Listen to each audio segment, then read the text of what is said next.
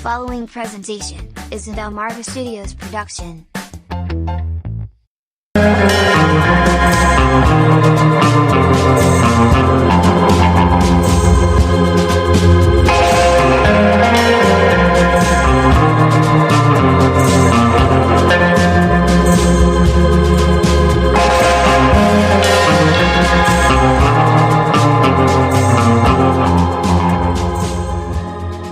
What's up, everyone? I hope you had a great weekend. Hope you were able to spend some time with your family.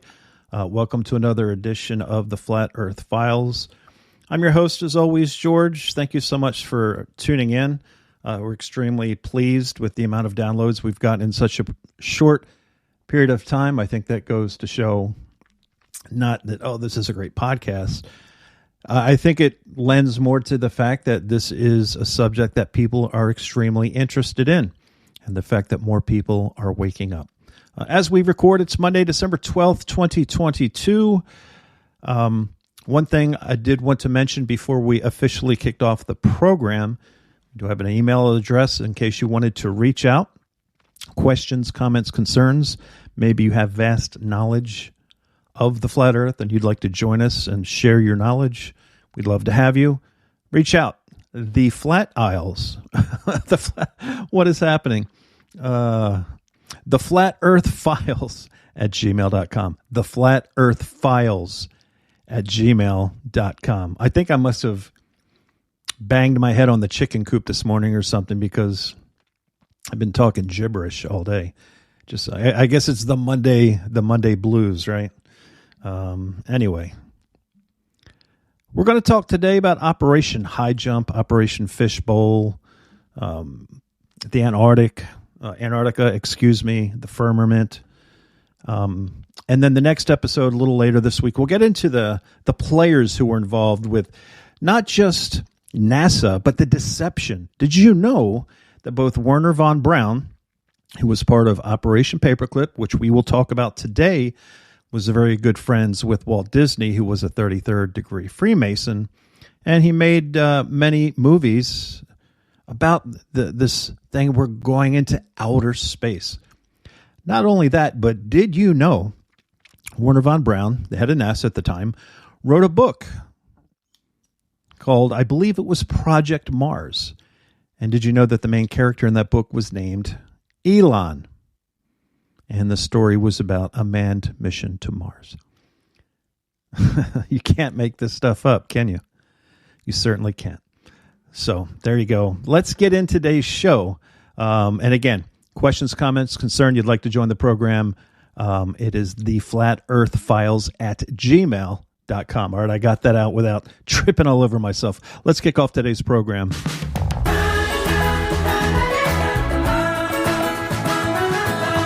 And we're going to kick it off with Operation High Jump. And just so you know, at the end of this program, I'm going to play an interview from many, many moons ago, an interview with the one and only Mr.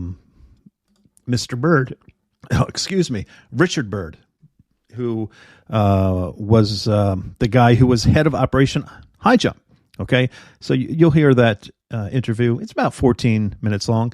By the way, Admiral Byrd, one thing you may not know, even if you're read up on Flat Earth and you know all about Admiral Byrd, did you know that he was a descendant of one of the first families of Virginia? His ancestors included John Rolfe, Pocahontas, and of course his dad was a very, very wealthy man. And his father was also big time in the government of Virginia and a Speaker of the Virginia House of Delegates for quite some time. So again, these people who come onto the world stage and end up being big names, it's never, Larry Johnson from Philly, right? It's always people of a prominent families. And this is the same. Operation High Jump was, again, United States Navy operation to establish the Antarctic research base, Little America. The operation was organized by Rear Admiral Richard E. Byrd, Jr., officer in charge of Task Force 68, which is interesting. 68, you look at everything that happened in 1968 that was related to 9/11. Not only that, you had RFK Jr. getting killed, RFK. You had MLK getting killed, was it April 4th, 1968? The construction of the World Trade Towers began in 1968. The 911 telephone emergency code came in 1968. I always found it interesting that they named it Task Force 68. And it was led by Rear Admiral Ethan Larson. It commenced August 26, 1946, just about 1 year after the end of World War II, and it ended in late February 1947. And the numbers are interesting as well. The Task Force 68 included almost 5,000 men. Let me ask you this, folks. Why would a research mission take almost 5,000 men? 13 ships, which is an interesting number, and 33 aircraft. It's almost like this is a Masonic story, right? So according to the official narrative, High Jump's objectives were training personnel and testing equipment in frigid conditions. Now, if you don't know, I was a career Army guy, and you could have done the same thing at Fort Wainwright in Alaska. You could have done the same thing even at Fort Drum in Watertown, New York. When I was there, I saw temperatures as low as negative 30. So to spend that kind of money for training doesn't pass the sniff test.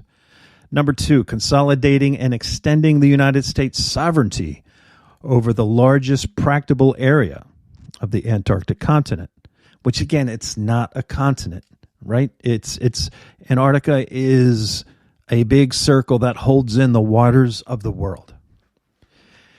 Number 3, determining the feasibility of establishing, maintaining, and utilizing bases in the Antarctic, and investing possible base sites. Now, we do know there are bases. Most of them are very close to the edge. They're not very far back. Now, the question I'm looking for while we're doing these, obviously, we started in 46, and they faked the moon landing in 69.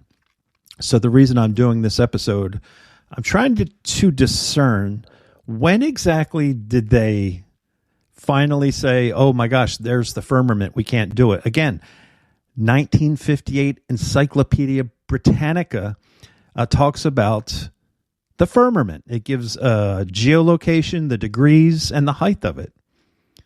And just, 11 years later, there's that number 11 again. By the way, if you wonder why they refer to the number 11 so much, Genesis 11 talks about the Tower of Babel. Breaking through, right? The Tower of Babel was to get to heaven, right? To break through. And God scattered folks throughout the world, and they all spoke different languages. And what was Operation Fishbowl? Trying to break through the glass. But no, I'm getting ahead of myself. Number 4, developing techniques for establishing, maintaining, and utilizing air bases on ice, with particular attention to later applicability of such techniques in Greenland, where those conditions are comparable to those in the Antarctic. And then it talks about supplementary objectives of the Nanook expedition, which was a smaller equivalent expedition that was conducted off eastern Greenland. So that was more of the Arctic. Antarctic is a whole different animal. So again, the timeline, the Western group of ships reached the Marquesas Islands on December 12th, 1946, where the USS Henderson and USS Capricorn set up weather monitoring stations. On Christmas Eve, the Kurdic had began launching aircraft on reconnaissance missions. The eastern group of ships reached Peter the First Island, I guess, in late December 1946.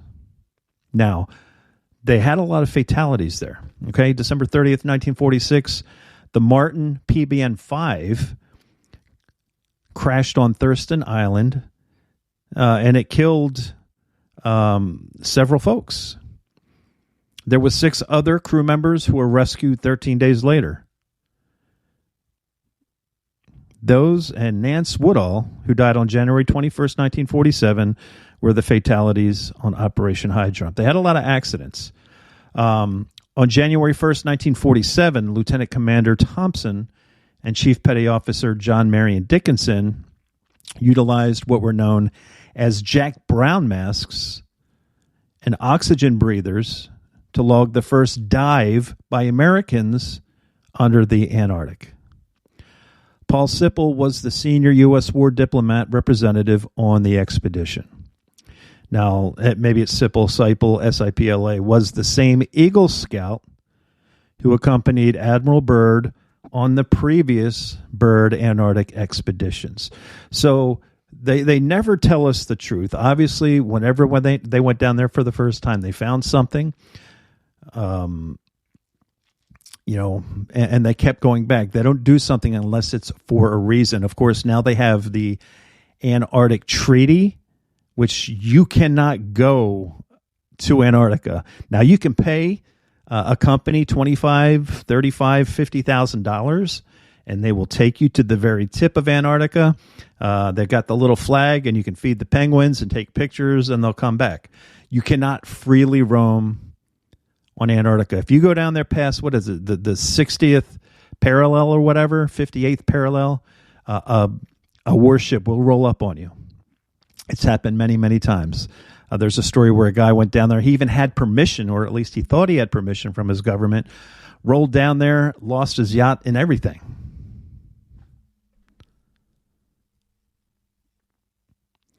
So after their expedition, the naval ships and personnel were withdrawn back to the United States in late February of 1947, and the expedition was terminated due to the early approach of winter and worsening weather conditions. And Admiral Byrd would discuss the lessons learned from the operation in an interview with Lee Atta of the International News Service that was held aboard the expedition's command ship, the USS Mount Olympus. And I am going to play one of his interviews, but what he said, I guess the most important thing he said in this interview from March 5th, he warned that today that the United States should adapt measures of protection against the possibility of an invasion of the country by hostile planes coming from the polar regions. The admiral explained that he was not trying to scare anyone. That's what the government does, though. But the cruel reality is, in the case of a new war, the United States could be attacked by planes flying over one or both poles. The statement was made as part of a recapitulation of his own polar experience in an exclusive interview with International News Service. Talking about the recently completed expedition, Byrd said that the most important result of his observations and discoveries is the potential effect that they would have in relation to the security of the United States. He would go on to say, with the fantastic speed of the world, which is shrinking, he's talking about because of planes and high-speed ships now, it's one of the most important lessons learned during his recent exploration. Now, again, on our flat Earth model, you can fly over the Arctic, but you cannot fly over the Antarctic. And here's the thing, y'all. Let's talk about the feasibility of Antarctica being a continent, okay? The equator, which, according to the globe theory, would be the biggest, the most, if you were to take a trip around the world, that would take you the longest because it's the biggest portion. And that itself is between 24 and 25,000 miles, right? If you went to the equator and went around the world, you'd log, I think it's 24,900 miles. Well, answer me this. If Antarctica is a continent, according to the globe model, then you tell me how it's possible that James Clark Ross sailed 63,000 miles around Antarctica. If you travel around the world at the equator, which is much bigger Then Antarctica, the little continent on the bottom of the earth. At the most, that would be what, 10, 12, 13,000 miles? But James Clark sailed around Antarctica. He logged 63,000 miles in 3.5 years, whatever it was. And again, you tell me why the 1958 Encyclopedia Britannica clearly states that the Antarctica has a dome at 13,000 feet in Antarctica. No one has circumnavigated Antarctica. I'm talking about flying across it.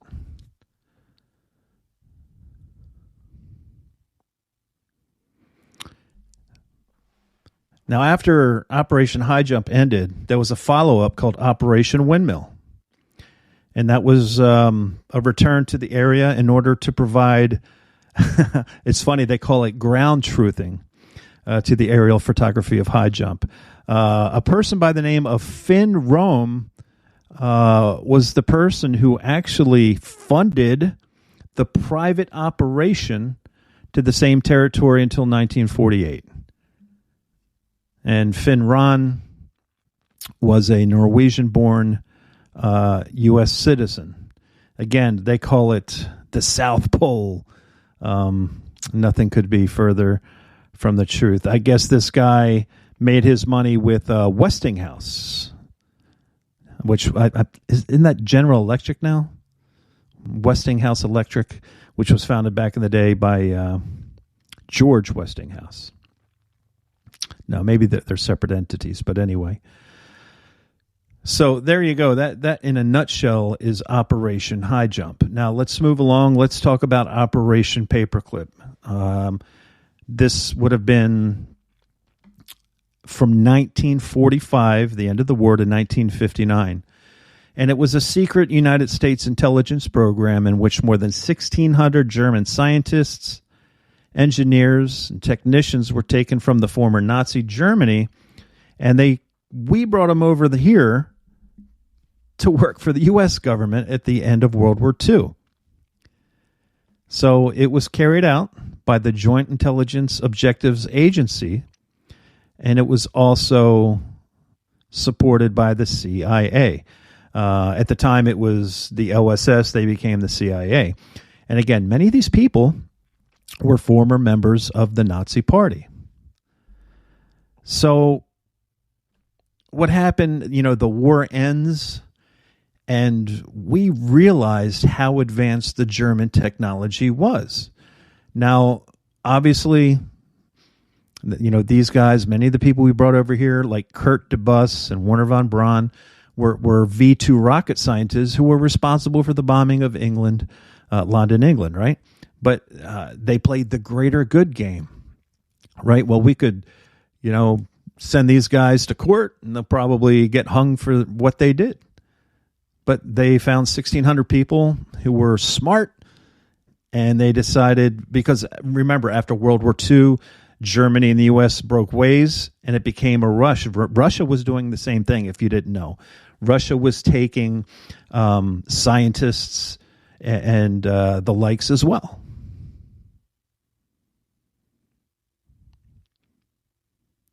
So when large numbers of German scientists began to be discovered in late April, Special Section Subdivision set up the Enemy Personnel Exploitation Section to manage and interrogate them. So the U.S. Joint Chiefs of Staff established the first secret recruitment program called Operation Overcast on July 20th, 1945, and that was initially to assist in shortening the Japanese war to aid our post-war military research.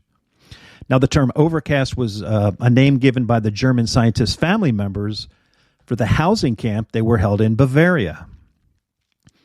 In late summer 1945, the JCS established the JIOA, which was a subcommittee of the community, and that was to directly oversee Operation Overcast and then, of course, Operation Paperclip. Now, the primary purpose for Operation Paperclip was U.S. military advantage in the Soviet-American Cold War, and of course the quote-unquote space race. Now, the Soviet Union responded by relocating more than 2,200 German specialists, which is a total of more than 6,000 people if you include their family members. They called theirs, we had Operation Paperclip, they had Operation Osakhavim. Now, there was a secret directive circulated on September 3rd, 1946. That was the day President Harry Truman officially approved Operation Paperclip, and it expanded to include 1,000 German scientists under temporary limited custody. Now, I don't want to get too much into the war itself, but you should take the time.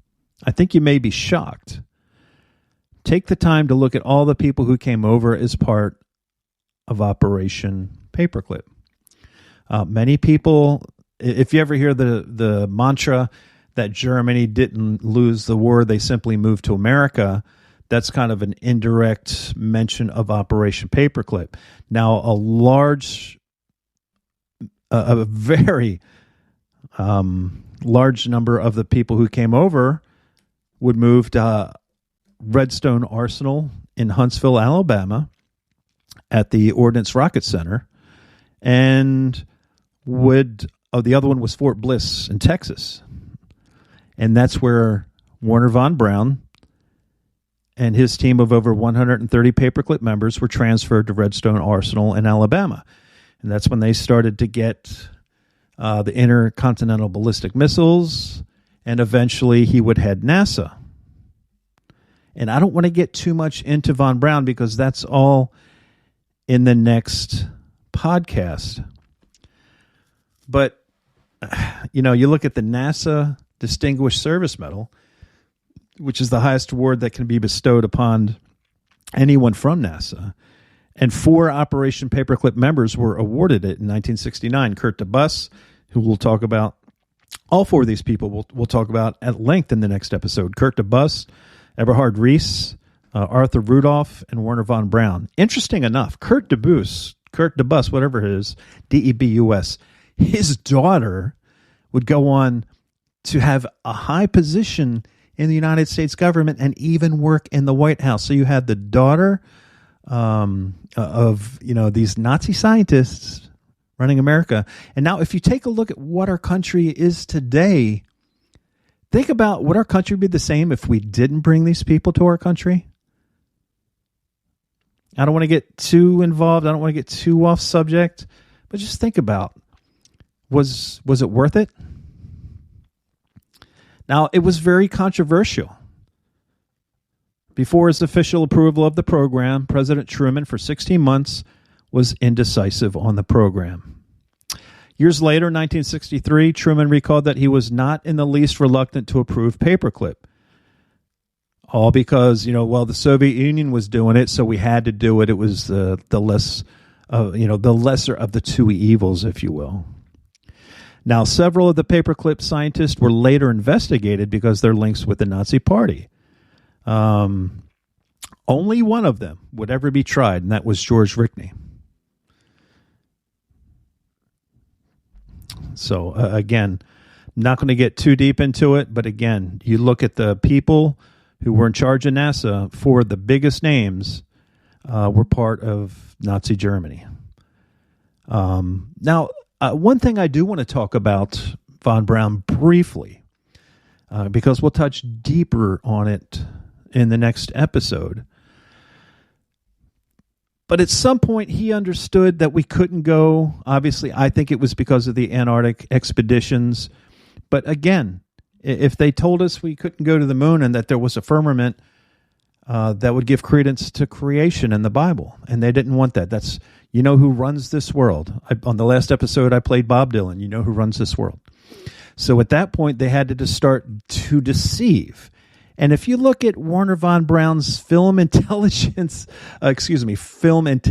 appearances, it's like, a top-notch B actor. Even Back to the Future, 1985, Emmett Doc Brown reveals that when his family emigrated to the U.S., they were originally called Von Brauns. You look at October Sky, the film about the American rocket scientist Homer Hickam, who was a teenager, admired Von Braun. And then in the next episode, we're going to play some clips when Von Braun and Walt Disney, who was a 33rd degree Freemason, started with the power of the television to plant the seed in your head that there is a such thing as outer space and going to the moon and going to Mars. And by the way, that satirical movie, Dr. Strangelove, or How I Learned to Stop Worrying and Love the Bomb in 1964, Dr. Strangelove is usually held to be based at least partly on Von Braun. So, at some point they realized there was a firmament when they were in Antarctica, and then they had to start the deception. The people found out that the globe was a hoax and the Bible was true. I mean, you want to talk about a revival amongst Christians. My goodness, they couldn't let that happen.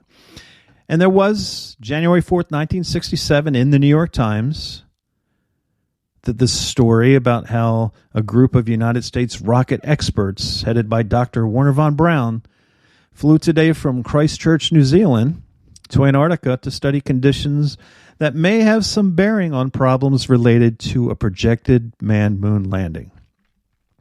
The party headed for the United States base at McMurdo Sound.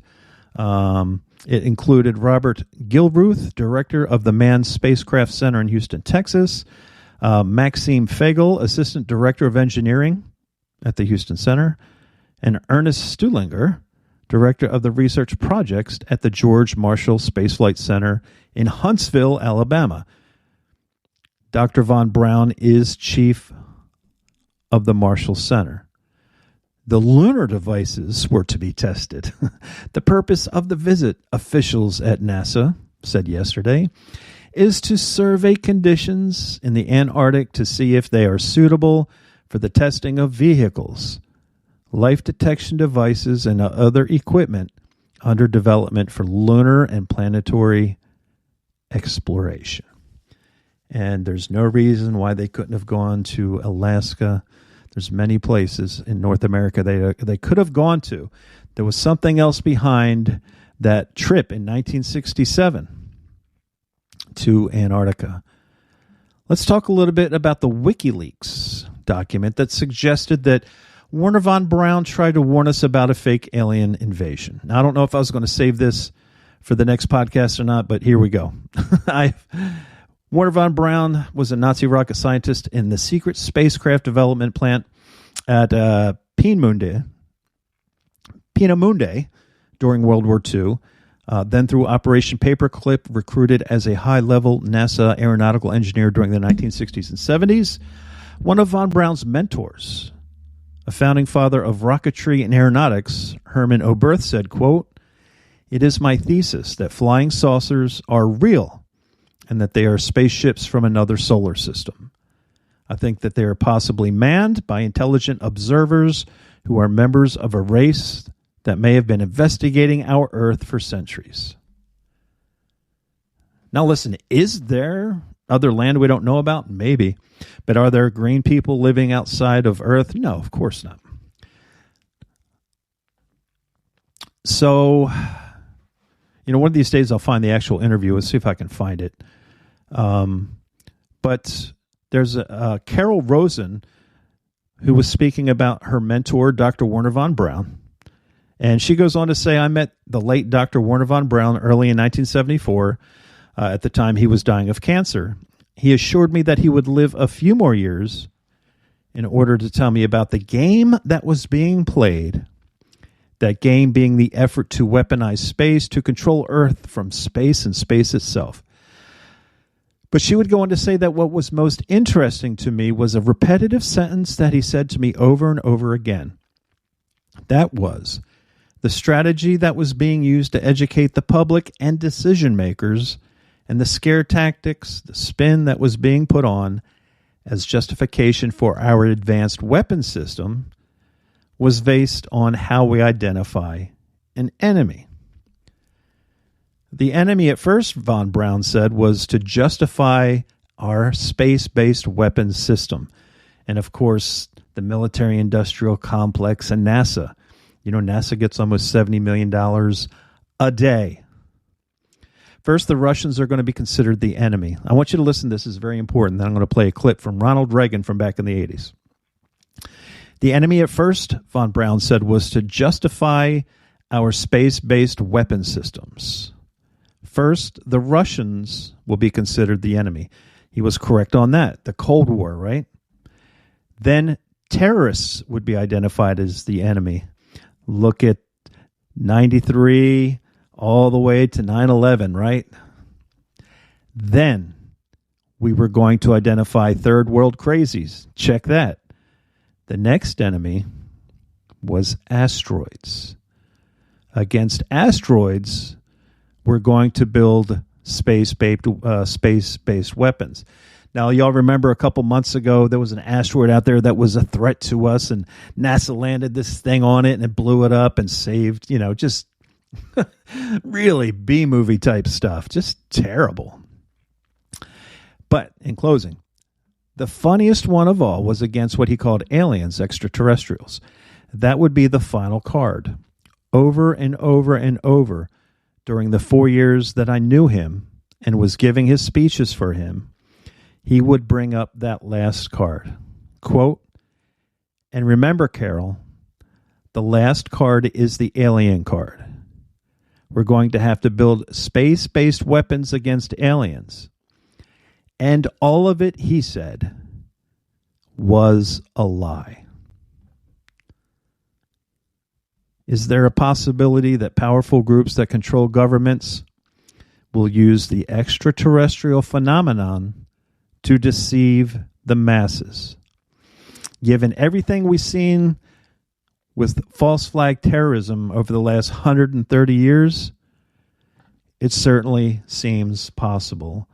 And, he was telling her this in 1974. I'm going to play for this is only 42 seconds. This is Ronald Reagan's speech to the United Nations while he was president. In our obsession with antagonisms of the moment, we often forget how much unites all the members of humanity. Perhaps we need some outside universal threat to make us recognize this common bound. I occasionally think how quickly our differences worldwide would vanish if we were facing an alien threat from outside this world. And yet, I ask you, is not an alien force already among us? What could be more alien to the universal aspirations of our peoples than war and the threat of war? Isn't that interesting?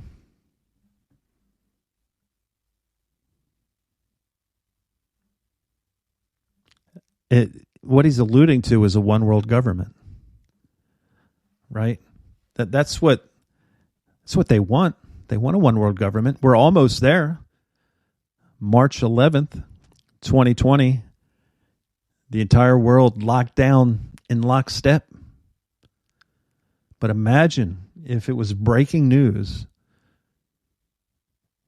and we have the technology to make these things in the skies and these explosions were under attack from aliens outside of our universe. We would join together, right? Americans, Russians, Australians, to fight. And we would vote for a one world government to be governed, right? That's what this is all about. It really is. Now let's talk about Operation Fishbowl. That was a series of high-altitude nuclear tests in 1962 that were part of a larger operation known as Operation Dominic. And what does Dominic mean? Well, Dominic is derived from the Latin word meaning of the Lord, which I always found interesting. These flight test vehicles were designed and manufactured by the Avco Corporation And I urge you, if you have time, go to YouTube and just put in Operation Fishbowl, and you can see they were recorded in color, and you can see the firmament. They're trying to break through the firmament. Operation Fishbowl nuclear tests were originally planned to be completed during the first half of 1962 with 3 tests named Bluegill, Starfish, and Uraka. The first attempt was delayed until June. The planning for Operation Fishbowl, according to the official narrative, began rapidly in response to the sudden Soviet announcement on August 30th, 1961, that they were ending a 3-year moratorium on nuclear testing. So all of the tests were to be launched on missiles from Johnston Island, which is in the Pacific north of the equator. And Johnston Island had already been established as a launch site for the United States high-altitude nuclear tests, rather than other locations in the Pacific proving grounds. In 1958, Lewis Strauss, the chairman of the United States Atomic Energy Commission, opposed doing any high-altitude test locations that had been used for earlier Pacific nuclear tests. He said that his opposition was motivated by fears that the flash from the nighttime high-altitude detonations could blind civilians who were living on nearby islands. Johnston was more remote and more distant from populated areas than other potential test locations. And in order to protect the residents of the Hawaiian Islands from flash blindness or permanent retinal injury, the nuclear missiles of Operation Fishbowl were launched generally toward the southwest of Johnston Island, so the detonations would be further from Hawaii. So, again, I urge each of you to really check out the video. An audio podcast doesn't do it justice, but it's really, really amazing stuff. And I hope you get a chance to look at it and judge for yourself. Were they trying to break through the firmament? And a lot of people point to Hillary Clinton's speech back in the day about breaking through the firmament, and that the glass ceiling will be shattered someday. I know we have still not shattered that highest and hardest glass ceiling, but someday someone will, and hopefully sooner than we might think right now. And again, some people think that was a swipe at God to breaking through the firmament. And of course, we'll talk more about Wernher von Braun in our next episode. But did you know, and you can Google this if you'd like, or DuckDuckGo or Yandex, whatever you use. On his tombstone, Wernher von Braun's tombstone, it just says Psalms 19:1. And that verse reads as follows: "The heavens declare the glory of God, and the firmament showeth his handiwork." Was that a secret message from Wernher von Braun, letting us know we were being deceived?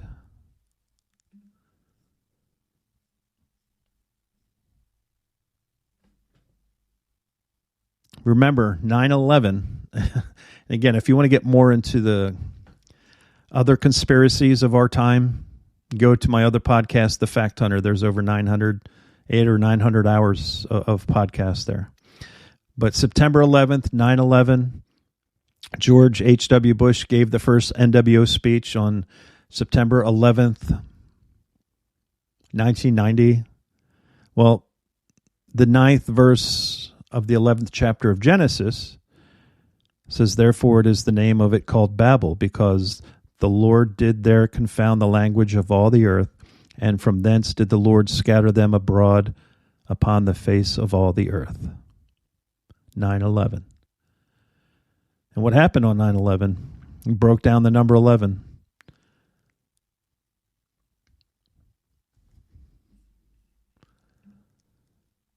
So there you go. Again, Admiral Byrd, you're going to hear him, and again, I think a lot of what he says, because he wrote in his journal, he talks about hollow earth and things like that. I think even he was a deception. I thought interesting that he died on a very Freemason day, March 11th. 3 times 11 is 33. March 11th, 2020 is the day that they began the pandemic. And if you ever heard of Manly P. Hall, talks about when man realizes the numbers and symbols, only then will the veil, fall for the people of the earth to see. And loosely, that's loose context of what he said, not verbatim. But definitely take the time to look at Richard E. Byrd, the guy you're about to hear. Look at his family lineage. My goodness. Again, when people get to this height, right, on the world stage, they're not Joe Johnson of Indiana or Bill Smith of West Virginia. These are people of high family lineage. And Admiral Byrd was related to John Rolfe, Pocahontas. His dad was a very famous politician. He also descended from George Yeardley, very, very famous and wealthy people. So again, it was just, and by the way, Byrd was very good friends with Edsel Ford and his father, Henry Ford. So again, that it's always a very small amount of people when you talk about the people who control the earth, maybe at most 8,500 people, and they're all interconnected. So anytime you see a direct correlation amongst people, you know they're hiding something. So without any further ado, hey, thanks for joining us. Thanks for listening. And again, questions, comments, concerns, or you'd like to come on and, drop your knowledge as a guest, that's cool. It's wrong podcast. Sorry, guys. The Flat Earth Files at gmail.com. Again, that's the Flat Earth Files at gmail.com. So here is your interview. It's about 14 minutes long with Richard E. Byrd. And we'll have the next podcast focusing on Walt Disney, Wernher von Braun, Elon Musk, and the deception of outer space hiding flat Earth. Thank you, friends.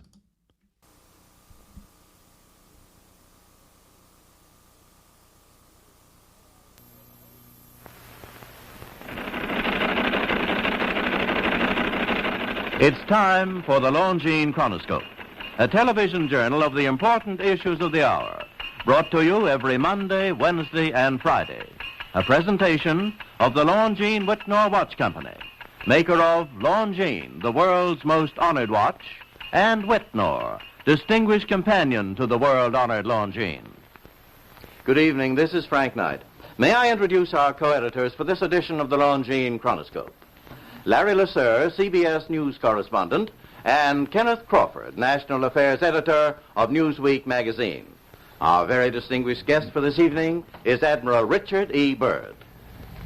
The North Pole used to be a no-man's land, but these are the days when, by buying a ticket on a commercial airliner, you can fly across the North Pole and drink a cocktail at the same time. Only 60 or more years ago, about 35 years ago, our guest tonight found out whether there was any land north of the North American continent. He made that first discovery flight, and I must say that Admiral Byrd, our guest tonight, is not only our greatest living explorer, but he's been an inspiration to countless Americans. Admiral Byrd, you've been to both the North Pole and the South Pole. Is there any unexplored land left on this earth that might appeal to adventurous young Americans? Yes, there is. And not up around the North Pole, because it's getting crowded up there now, because they find out it's really usable, not only to live in, but militarily. But strangely enough, there's left in the world today an area as big as the United States that's never been seen by a human being. And that's beyond the pole on the other side of the South Pole from Middle America. And I think it's quite astonishing that there should be an area as big as that unexplored. This is a tremendous So challenge. there's a lot of adventure left down at the bottom of the world. Admiral, do you hope to see that? I do. Well, Admiral, Yeah. would you say that since you've been to both the extremities of Earth, are these expeditions to such far-off places, are they getting easier because of modern techniques, or is danger still close at hand? Well, it's a little risky, but nothing like it used to be with the old slow planes and the small cruising radius where we had to put down bases. We replaced the dog teams, and of course that was a big improvement. But now the planes go much faster and they are safer and they have a much bigger cruising radius. You haven't got the danger of a terribly heavy load. Admiral, an expedition to which I believe you're the advisor is now en route. What is that expedition doing? Well, that's the icebreaker Atka, and it's a reconnaissance expedition. It's going down to the South Pole area to make certain observations and to look for some bases. They will be back in April, and they will report back, and upon the information we get from that undertaking, we will base the bigger expedition that's to follow. Is that very definitely planned, or is that... That is being planned right now. So I'm willing to say to you that there will be a number of expeditions that will follow, I think, year after year, to the bottom of the world, because the government has really become interested. Well, Admiral Byrd, I can understand, I think everybody can, the interest in the North Pole because it's so near our greatest challenger, Soviet Russia. But why this interest in the bottom of the world? Nobody living down there, is there? No, it's pretty cold. There's only one permanent resident, that's the emperor penguin. The little ones live further north. I tell you one reason they're interested. It's by far the most valuable, important place left in the world for science. That's why the scientific groups all over the nation are really interested. But more important than that, it has to do with the future of the nation, those to come after us, or even during your lifetime. Because it happens to be an untouched reservoir of natural resources. And, you know, as the world shrinks with an ever-increasing acceleration, far-flung places, once useless, like we thought the North Pole was, and no man's land, become very useful. The bottom of the world will be important, not only to us, but to our allies. I was going to ask you, does it have military importance? It has some, and as the world shrinks, it will continue to shrink with an ever-increasing acceleration, thus bringing these places closer. And in the future, I can see a time when it will be very, very important strategically. Well, has the development of air power increased the strategic importance of places like the very much Palmer so. Peninsula, was it? Very much so. Even now, if anything happened and we lost the Panama Canal, we would have to control the islands just north of Antarctica, which are part of Antarctica, and between there and Cape Horn. I've heard it said that there are 7 continents in the world, and one of them has never been seen by a woman, and that's Antarctica. Is that actually true? Well, if the Palmer Peninsula is an island, as far as I know, that's true. No woman's ever stepped foot upon the Antarctic continent, and it's the most peaceful place in the world. Well, I'm sure that won't last very long. I understand now that you're working with the Arnold Bread Company in charge of frozen foods. Now, is there any future for frozen foods down these frozen extremities? Well, I think the human race can be helped by that. This was thought out by Dean Arnold, who's, in my opinion, a great humanitarian.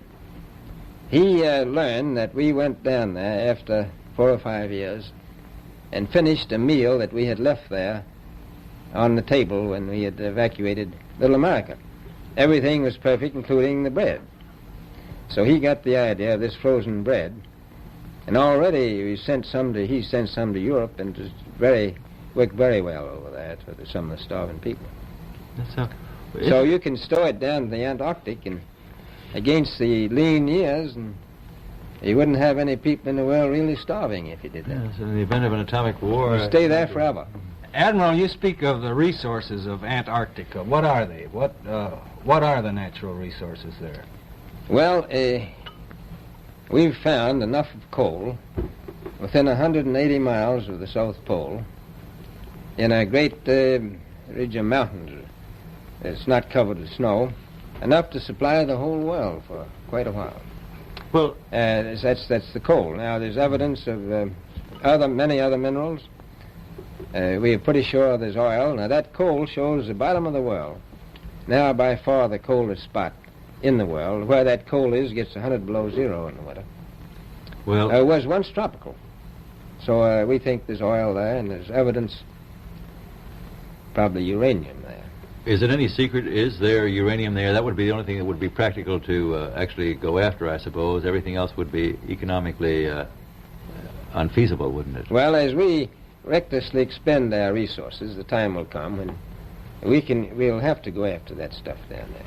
Well, you know, I avoided what you said about uranium. I'm not sure about that. I don't want to have the world fighting over the Antarctic. Albert, is there a competition among other nations to try to get information about Antarctica and possibly to secure some of these resources? Well, yes. There are now 7 nations very much interested. Russia is interested tremendously. That I'm sure of. Australia has an expedition down there. The Argentine, the Chile, New Zealand, Britain, and so on. Now, you can understand those people down there being interested because they live down there, the New Zealanders, the Argentinians, the Chileans, and the Australians. And so we don't do much about claiming anything. Admiral, you make this sound a little crowded. Are there that many expeditions now there or en route there? Well, you know, as I said, it's the most peaceful place in the world, but I don't think it will be for long because of this intense interest on the part of other nations and this nation. Well, Admiral Byrd, are private expeditions a thing of the past? Is expedition and exploration, making expedition and exploration now purely a government function because of the tremendous cost No, I and don't think organization? so. I think down south it may be more or less a thing of the past, but not other expeditions that go there. A lot of them go north now. This latest expedition now on the way is a government expedition, I take it. Yes, that's the government. Admiral Byrd, may I ask you, is there a great difference between the top of the world and the bottom of the world? There is. Now, the North Pole is the center of an ocean 10,000 feet deep. The South Pole, the center of a plateau, 10,000 feet high. The North Polar Sea is surrounded by continents that are slightly frozen. The Antarctic continent is surrounded by a belt of ice, frozen seas of at least 1,200 miles thick. Now, the South is a plateau. It gets, in some places, 14,000 feet up. I've been over areas about 13,000. And it's a little bit chilly up there. So there's that big difference between the top and bottom of the world. The North really isn't very cold up there on the Arctic Ocean. Not compared to the South. Admiral Byrd, we often hear it said that our young Americans now aren't as hardy as their forefathers. Do you think that Americans do measure up to the standards, the physical standards and morale standards of the past? I do. I don't believe that. I think they're just as hardy. Well, what would you say was the most valuable factor on an expedition? Is it morale or physical courage, or is it sheer equipment? Well, I've always thought that loyalty was by far the most important trait.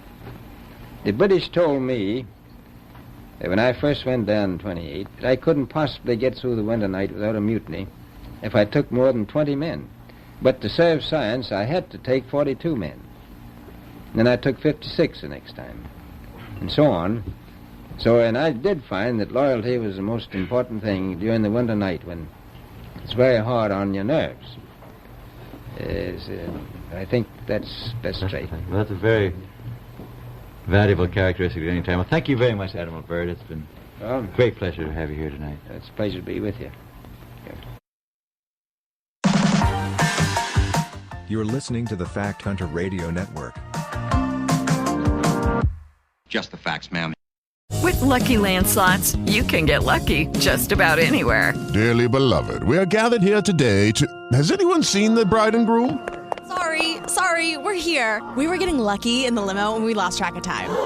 No, Lucky Land Casino, with cash prizes that add up quicker than a guest registry. In that case, I pronounce you lucky. Play for free at LuckyLandSlots.com. Daily bonuses are waiting. No purchase necessary. Void where prohibited by law. 18+. Terms and conditions apply. See website for details.